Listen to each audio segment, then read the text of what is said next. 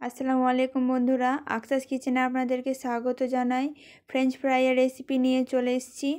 এখানে আমি আলুকে কেটে নিয়েছি। যে সাইজের কেটেছি আপনারা সেইভাবেই কাটবেন। আমি সেদ্ধ করতে বসিয়ে দিলাম, হাফ সেদ্ধ করব।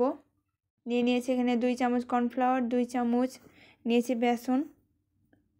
মশলার মধ্যে দিয়েছি জিরে গুঁড়ো, গোলমরিচ গুঁড়ো আর লঙ্কা গুঁড়ো আর কাশ্মীরি লঙ্কা গুঁড়ো রঙের জন্য দিয়েছি আমি।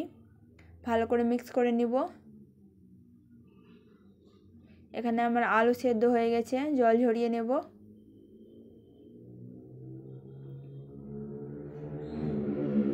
এই তো আমি মশলার সাথে ভালো করে মিক্স করে নিয়েছি। তেল গরম হয়ে গেছে, একটা একটা করে আলু দিয়ে দেবো।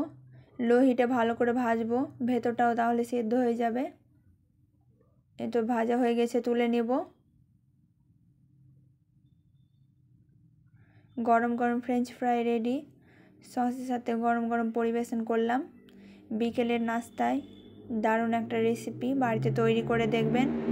কেমন হয়েছে বন্ধুরা জানাবেন। নতুন নতুন ভিডিও পেতে আমার পেজটা ফলো করে রাখবেন। দেখতে পাচ্ছেন ভেতরটা কত সুন্দর হয়েছে। আসসালামু আলাইকুম বন্ধুরা।